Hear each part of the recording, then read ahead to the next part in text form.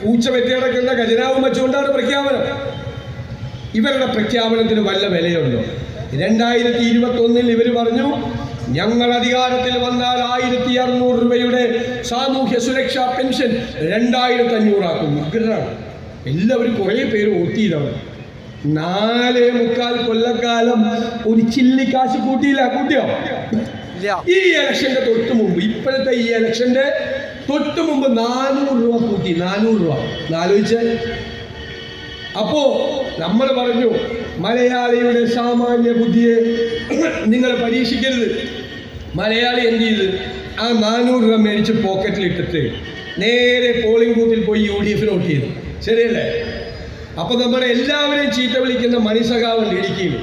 മണിസഖാവ് പറഞ്ഞ് കൊള്ളരുതാത്തവന്മാർ ഞങ്ങളുടെ കാശും മേടിച്ച് പുട്ടടിച്ച് UDF വോട്ട് ചെയ്തു. മണിസഖാവെ അവർ കൊള്ളരുതാത്തവന്മാരായിട്ടല്ല, നിങ്ങളെക്കാൾ ബുദ്ധിയുള്ളവരാ. അവർക്കറിയാം നിങ്ങൾ കൊടുക്കുന്നത് ഈ 2 മാസത്തെ പെൻഷനാണ്.